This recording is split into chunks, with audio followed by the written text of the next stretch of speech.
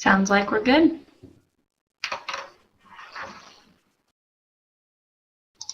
Okay. Just a quick recap. Yesterday we have gone through the search pane, created a client, entered all the required details, and processed eligibility. And this is the case that we have used. We have seen the difference between applicant and a non-applicant.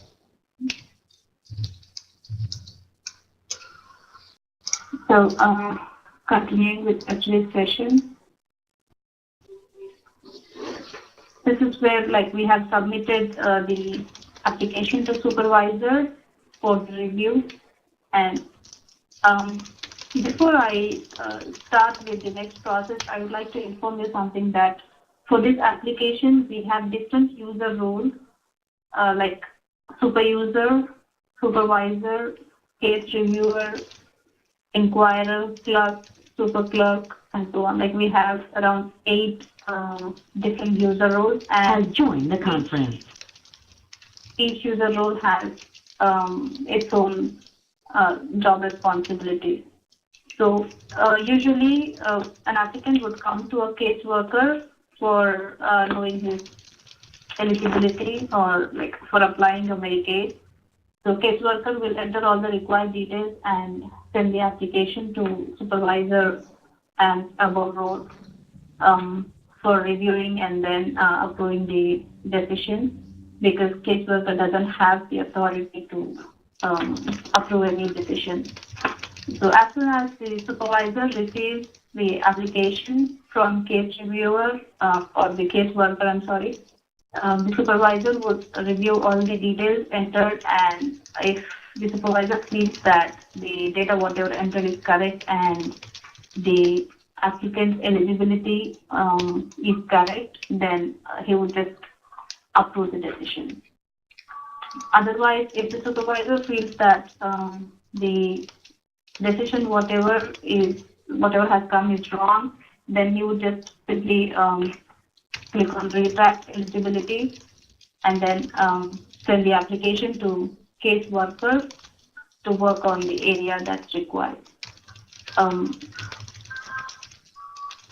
Now that I'm just clicking on process eligibility to continue with our training session now.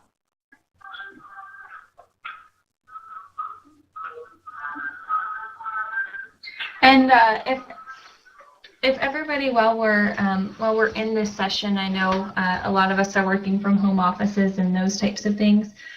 If you have a mute button on your phone, if you could use that while we're in the session, just to help limit any background noise and such. I know sometimes we've got dogs barking and those types of things that we don't have control over. So if you could do that for us, I would appreciate it. Just remember to unmute yourself if you have a question.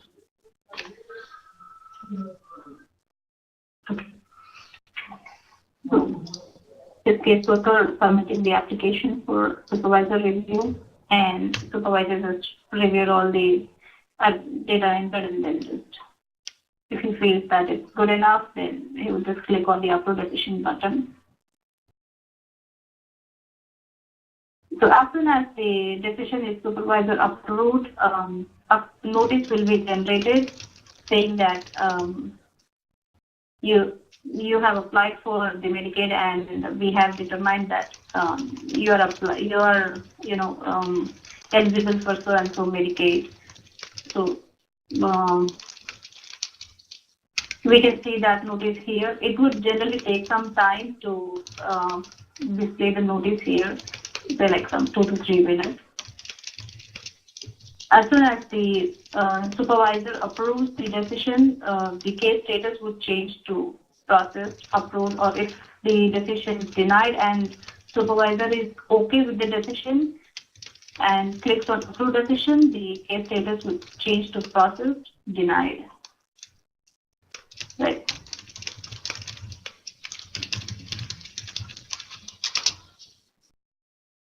It will take some time. This is all for the application contact type, which is generally a brand new client coming to worker and saying that I would like to apply for Medicaid. But for, we have different contact types, say redetermination, special review, reinstatement.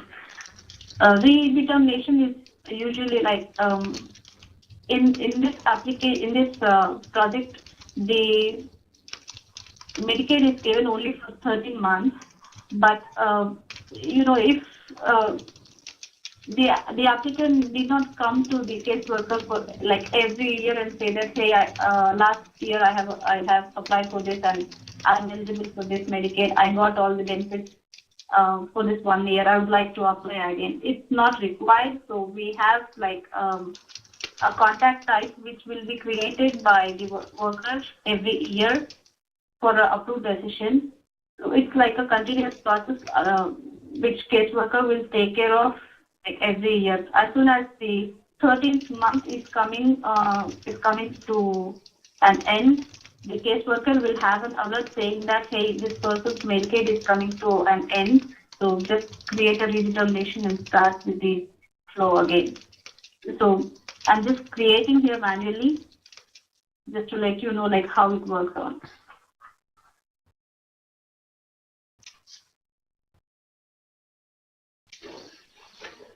So again, like it's right from the scratch, but we have all the information entered. It's just that we need to just verify if all the information is again correct, because the income may be changed, or the resources may get changed, or any information may be changed. So we can just update all the information that's required and then just again click on process eligibility. If there is any information that's not changed, we need not worry about it. We can just click on process eligibility. But one thing is that we have the verification for financial information and resources that will be like verified. I mean, like for financial information, the verification would be blank, because as I said, like the income may get changed. The applicant might got an increment and his salary would be revised, or if there may be any decrement in the salary too. So in order to know the exact income, we usually keep this verification field blank. So before you process eligibility, you need to again verify the amount. So just select the verification and save it. Same is the case with resources, but resources will usually be like not verified instead of blank. So just to before processing eligibility, you'll have to change the verification phase for resources too. And then just click on process eligibility. If there is no change in the income and resources, the decision would be same. The client was approved for 45 COE earlier, and he is again approved for 45 now.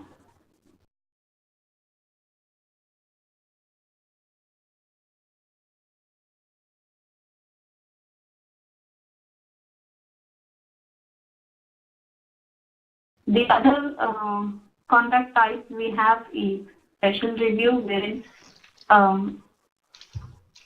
this particular contact type is basically for reviewing the case again before the eligibility end date is coming. Say suppose like a client has applied on say Jan 1st, and he is approved from say like Jan 1st to December 31st.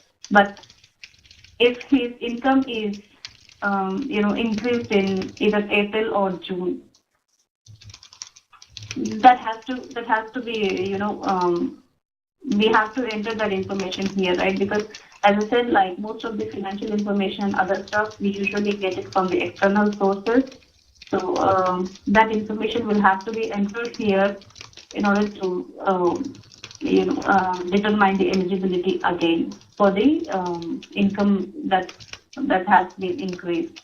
So special review is usually for reviewing the case again in between the time span that the case has approved for. And the process is again same, like just enter the begin date and create the contact type and make sure that all the data is correct.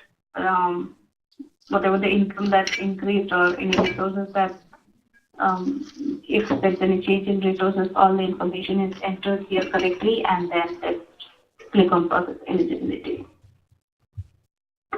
And Hi, the other contact type. Sorry, I have a question here. Yeah. So how to set that contact type, whether it is we have to special review or the redetermination, like from where that initial information is coming to us, like whether the income is changed in between or not, like where that information is saved in this system. So when there is an increment in the applicant's salary, say suppose, the caseworker will receive an alert saying that, hey, this person has an increment in his salary. I mean, like his salary is revised from this level, this amount to this amount. So there has to be a special review conducted. So whenever case reviewer receives an alert from the external source saying that the salary is revised from this amount to this amount, then he will go to the applicant and then create a special review there and start the process. So for that caseworker, that alert and all those systems are different than this eligibility determination system, or no, alerts will be seen here. Okay. As of now, like I'm having some issue here. I can't see all my alerts for only test B region. But usually, like, whenever a case worker receives any alert, it's displayed there. Oh, okay, okay. I got it. Thank you.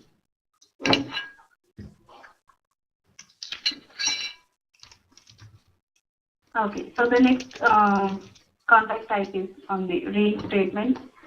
So suppose caseworker has entered all the details and processed eligibility, and say suppose supervisor has already approved the decision.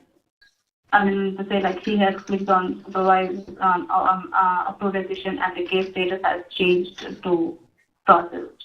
And later on, they felt that something is missing and the decision that they see is wrong. There has to be some other information, but maybe like caseworker has entered the incorrect information. So at that point of time, say suppose like caseworker has entered some, if the applicant has like some amount, some salary, but the caseworker like mistakenly entered some other salary. Say suppose like the applicant has around $500 of salary, but caseworker unknowingly entered it as 5,000, and the client eligibility is denied, saying that, hey, you already have like 5,000 salary coming in every month, and you're not eligible for the Medicaid. But later on, when the caseworker again just saw that the income was just 500 instead of 5,000, and the case status is already processed. So that's where reinstatement comes into picture, wherein they just create a reinstatement contact type and change the income and process the case again, and make sure that the client is approved, is eligible for any COE. This is one of the criteria that entered there, right? So we have like four different contact types: application, redetermination, special review, and reinstatement. Any questions here?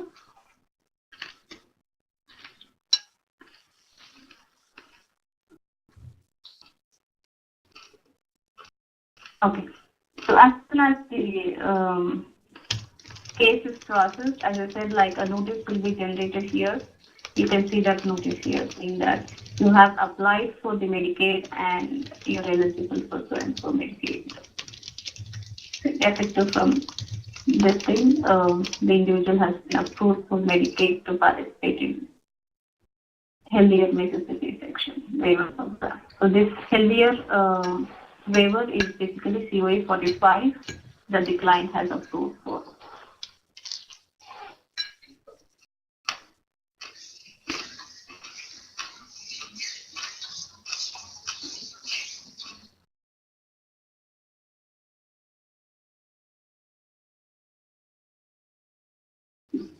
In this project, we basically have 4 different areas. Like one is consolidation, one is RLN, which is reports, letters, invoices, and notices. The other area is interfaces, and the final area is rules. So, like we have consolidation, which is basically for the UI level that I usually take care of, taking care of all the UI, making sure that every section, every field, every tab is working properly or not. Interfaces is basically talking to external sources and get the required information. And RLNI is basically on the reports, letters, notices, and invoices. Rules is basically on the COAs that the applicant would be eligible for. So this basically notices part, we have a separate team for the notices area to take care of all this text, if all this text is correct or not.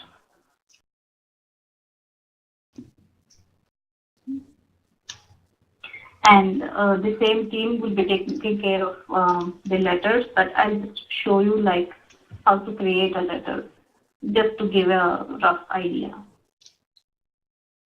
So we have like different kind of letters in the application. I'm just showing you a very basic letter, which is like requesting for the information. Say like the applicant has come and come to a caseworker and gave all the information and went away. And when caseworker will need some other information from the applicant, he would just create a letter saying that I would need some information on so and so thing. So just send me all those details. We have like different options saying that like you missed to sign particular form and just sign that form and send that particular form back to me. You have like different options, but it's basically for requesting for some information for the applicant.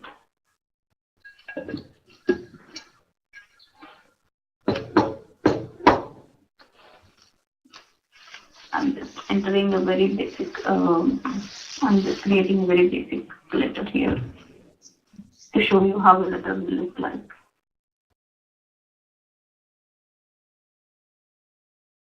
So this is how a letter usually will be looking like.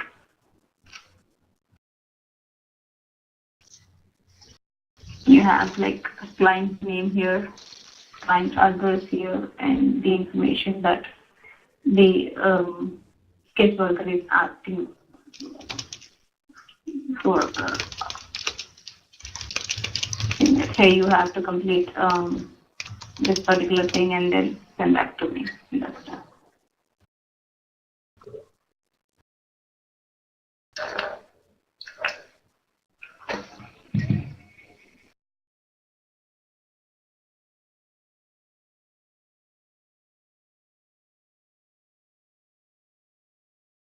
This is the letter that we just created now.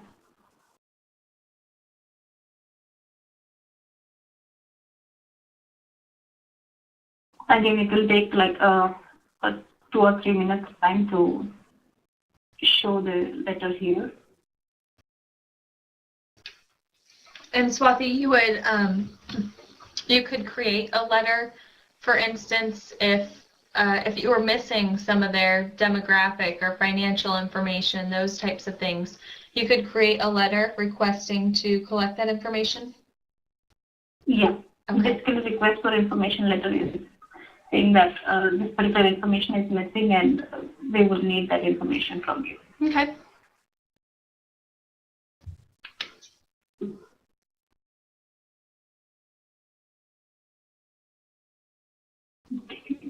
Okay.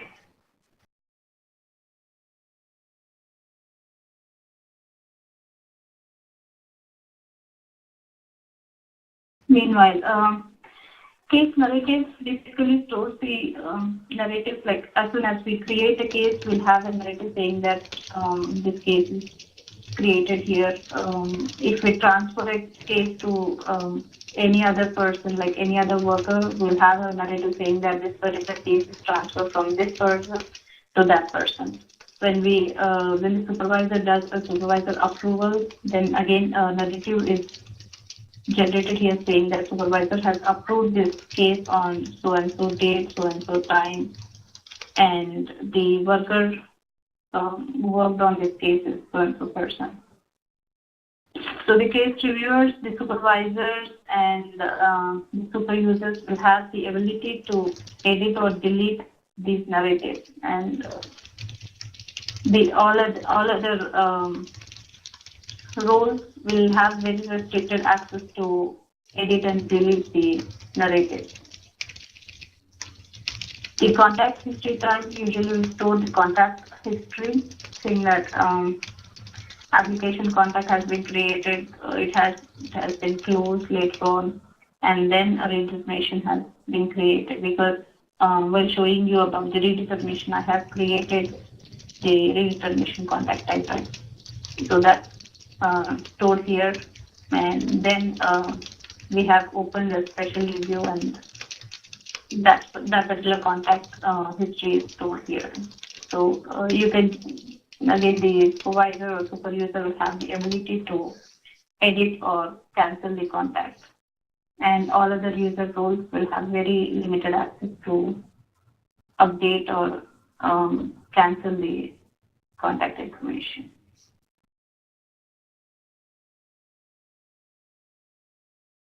The decision history tab, all the history on the decisions is usually stored here. Like now we have processed eligibility for application contact type, and then we have processed the application. So that particular decision is stored here. And then when we have some other contact types, and even the decision for the other contact types is also processed, but all that history will be stored here on the decision. This WD premium collection is usually for the working disabled people. They can just pay the premium, and all that information will be stored here.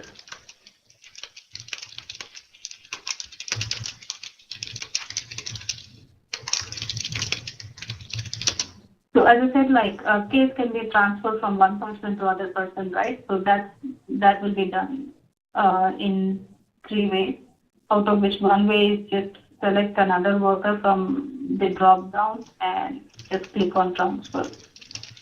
And the other way will be from the cases to assign tab. Usually cases to assign tab will be taken care by clerk and the super clerk.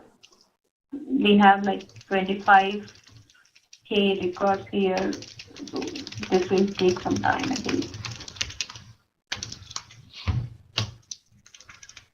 Swati, I have one doubt.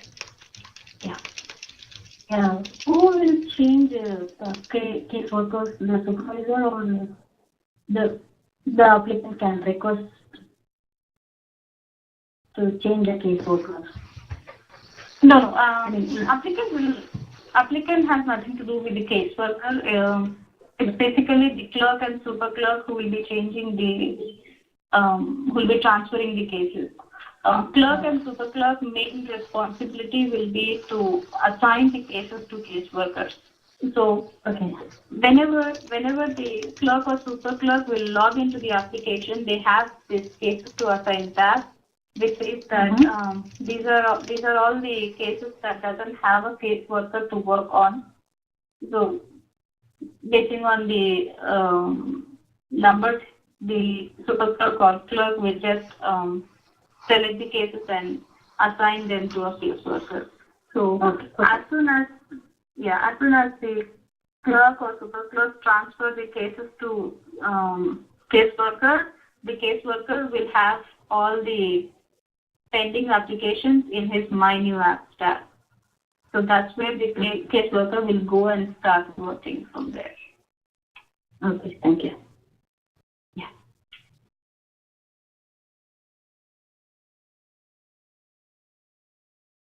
Need to review tab is basically for the supervisors and super users, wherein this need to review tab will have cases which are pending for the supervisor approval. You remember we clicked on approve decision, right? So any case that is pending for supervisor approval will be stored in need to review tab, and only the supervisors or super users have access to this need to review tab. So as soon as they see that there are some cases listed in need to review tab, they would just go and select the case, just go through the information entered, and if they feel that the decision, whatever they see is correct, they will just click on approve decision there.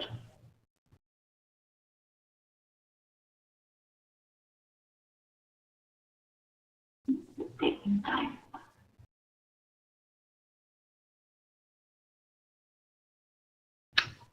Looks like that clerk's going to be busy.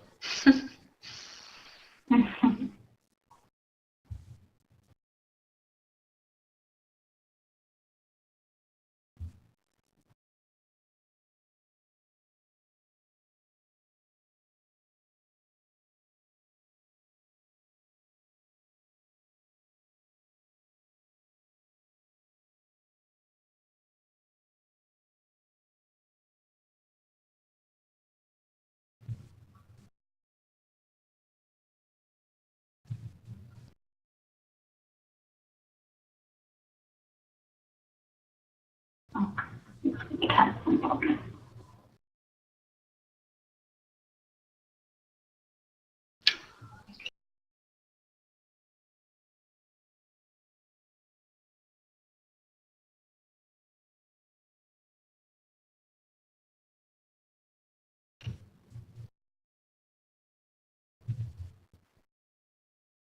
Okay, I'll log into some other environment. Okay.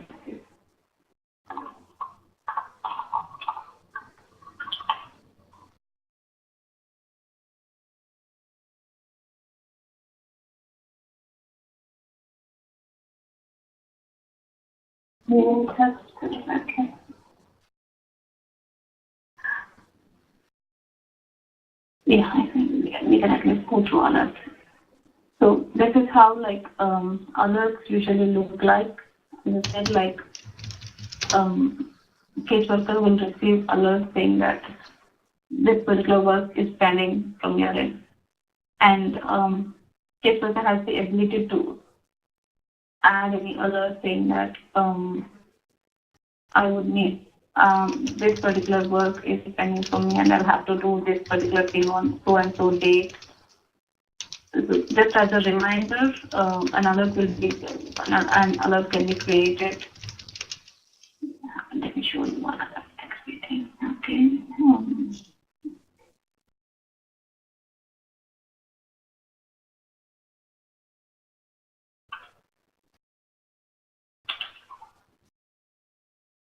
This note is basically for the work that the caseworker would like to create an alert for.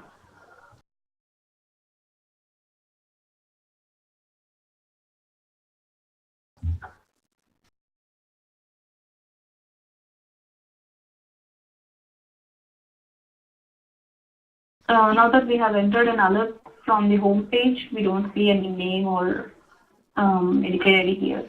But we have the ability to create an alert from the case. So So that's how like the name and Medicaid ID are displayed for these two alerts. Can just show you. So as soon as you select an alert and click on go to, the system will take you to the time period page, and from there, like you can just work on the case. You can work on the pending task.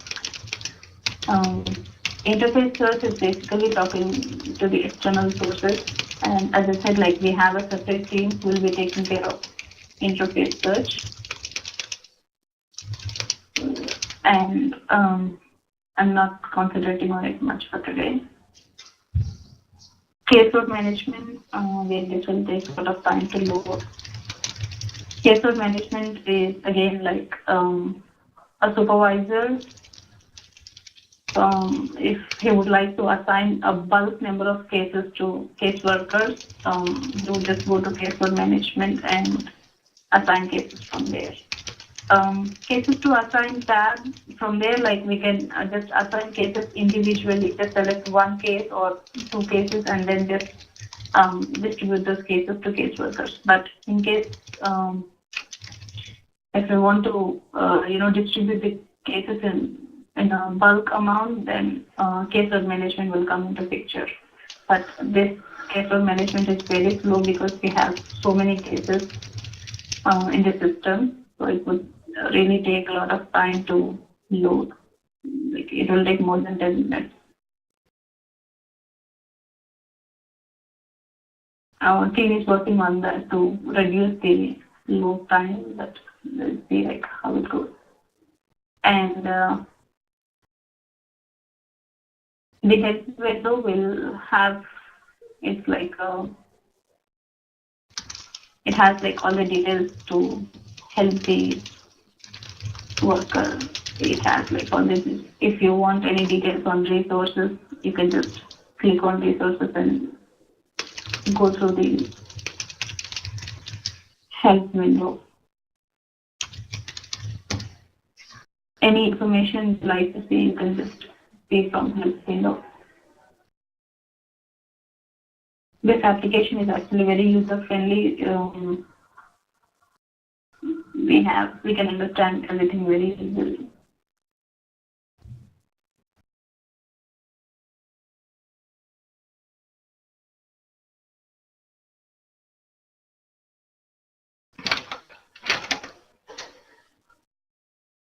Taking time. Okay. Any questions?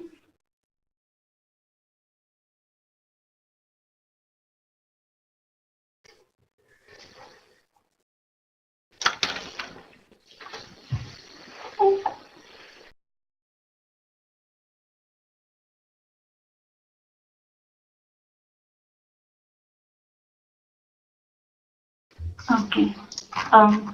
It's just a very basic walkthrough of the application that I have shown you on a very high level, because like when you know like how the application is, what's all the information that we have in the application, it helps you while you go through the rules training, because basing on the income levels and the resources levels, the eligibility is determined, and we have like different COAs. So basing on the information that you enter, the client will be eligible for different COAs.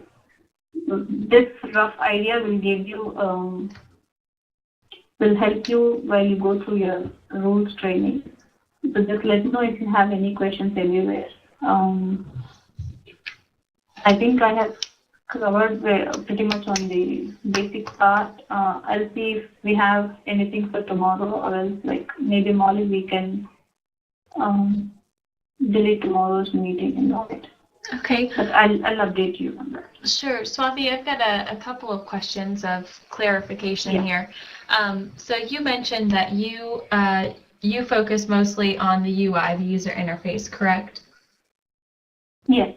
So there's the UI, which is making sure that each of the system is working well for the user, for the caseworker. You mentioned that there's interfaces, which then that the role of the interfaces group is to make sure that there's smooth functionality between this system and the system that it interfaces with, like getting the financial data and those types of things. Correct. Yeah, interfaces team will talk to external sources, say like MMI system or DX system or TAL system to get the information. Okay. And then you mentioned that there's the rules group. Is that the same as the eligibility group, or explain the rules group again? Yeah, rules is basically like we have around 28 COEs for ABD. Mm-hmm. So basically on the income and resources information that we enter, like the applicant would be eligible for different COEs. So Okay. rules is basically for the COEs, the eligibility that we usually see. Okay. And then there was one other that you mentioned does the letters. Which one was that? That RLNI is on reports, letters, notices, and invoices. Ah, okay. Thank you. Okay. Sorry, I have one question. Yeah. Okay. So in the system, the applicant or the client will be coming only to apply under ABD and NH MAGI that type, or anybody can come and Actually, apply when applicant comes to a caseworker, he doesn't know if he will be eligible for an ABD COE or a MAGI COE. He just needs a Medicaid, so he just get all the information with him to a caseworker and say that, hey, I would like to apply for a Medicaid, and this is all the information I have with me. And that's how caseworker will enter all the information into the system and click on process eligibility. And that's where we will know that the client is eligible for a ABD COE or a MAGI COE.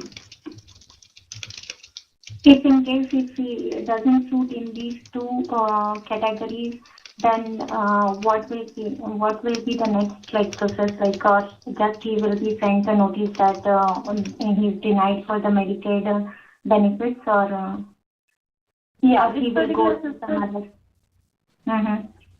Yeah, this particular system is for the ABD and MAGI eligibility. So if his income and other details are not satisfied with the criteria that they have for ABD, then he would just be denied, and the client will receive a notice saying that you have applied for this Medicaid that you are denied for so and so reason. The notice should definitely have the reason why the client is denied for the Medicaid. And one more is if the applicant is already applied for the Medicaid and he is again applying, in that case, in the search field we will come to know, or that is not clear? That's how we have the search in. Everyone in US will have their SSN, right? So as soon as the person comes to a caseworker, the caseworker will just search with any of the search criteria, say suppose like SSN or his name, date of birth, and any other field. So when the caseworker will see a record with the same SSN, he will just say that, hey, you already applied for the Medicaid and you're already getting this Medicaid and you're not eligible for applying Medicaid one more time. So this search is basically useful in that way to determine if the person is already in the system or he is a very brand new applicant. Okay.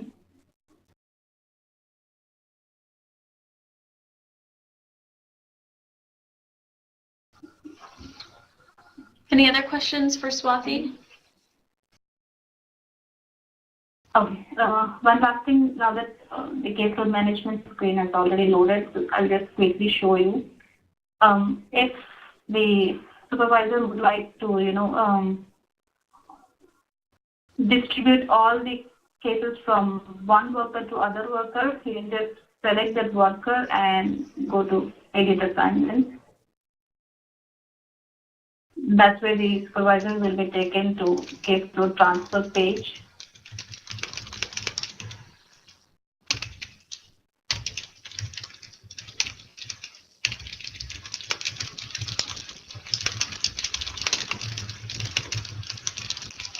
So, Swati, if supervisor transfers the case to another person, another caseworker, so the previous caseworker cannot open his details or cannot do anything on that. So, when a case is transferred to one worker to other workers, there should be some reason, like why the case is transferred, right? Usually, the case will be transferred to other worker or other region only when the case is closed. Okay, and say suppose I live in Mississippi. If I'm moving to a new state, say some Missouri or some other state, my application will be closed in Mississippi, and my case will be transferred to Missouri, and there the clerk or super clerk from Missouri state will transfer that case to a caseworker who is working in Missouri. Oh, okay, I got it. Yeah. So we have different grouping methods. If the supervisor would like to, transfer all the cases evenly to the case workers, he will select, then he will just click on even and select the case workers he would like to transfer the cases to, and then just click on preview. Preview is just kind of a draft version, but it's not, we haven't transferred yet. Whenever we click on save, that's where the cases will be transferred to the case worker selected. So we have kind of like different methods to transfer the bulk cases from one worker to other worker or other workers. It's like one worker to other worker, one worker to many workers, or many workers to one worker, or many workers to many workers. So all the transferring of cases in a bulk amount will be done from the caseload management tab. Hi, Swati. Is the total refers to the number of cases? Yes. Number of open cases the case worker has. Okay. Swati, real quick, we've gone over we've used various terms throughout the walkthrough today. And yesterday, we used the term caseworker, which I know we've clarified with the being the person who's entering in the information, handling the case of the applicant. We've mentioned the word supervisor, which is the caseworker supervisor who then makes the final approval on after the caseworker has done the groundwork and made their suggestion based on the processing in the system. And then we've mentioned the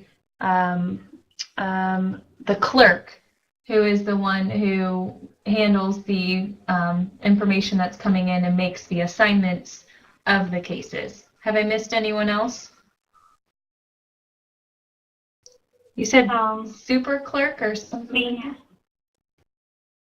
We have other user tools, like inquirers, wherein if someone wants to inquire on their case, they would just come to inquirer and then give the Medicaid AD or SSL, and the inquirer will have the ability to only search for the applicant.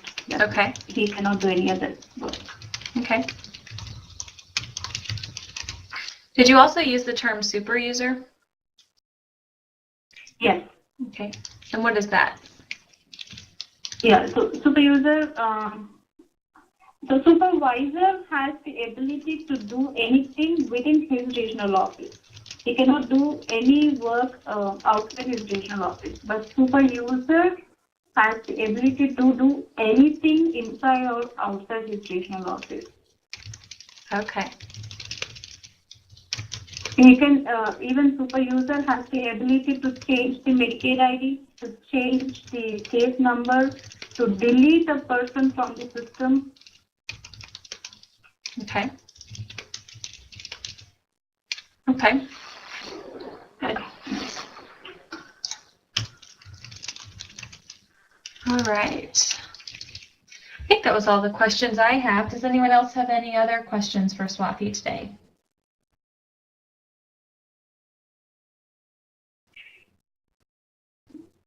Okay. Well, Swati, we certainly appreciate you sharing all of this information with us and giving us some insight about how this eligibility system works and how the applications are processed and all those types of things. In terms of tomorrow's session, I'm going to keep it on the calendar and everyone can plan to still join accordingly. If we, Swati, you and I can chat this afternoon about any other information that would be worthwhile to share during tomorrow's call. If for some reason we don't have the requirement of having another session about walkthrough, what we'll do instead is I'm going to push up the remote working training session that was supposed to be next Friday, and we'll have that tomorrow instead in tomorrow's time slot. So that's how we'll make the adjustment depending on what Swati and I discussed this afternoon. Okay? Okay. Okay. Well, everybody, thank you for joining today. If you have any lingering questions following this training, please reach out and let me know. Otherwise, we will talk again tomorrow at the same time. Thank you. Thank you. Thank you.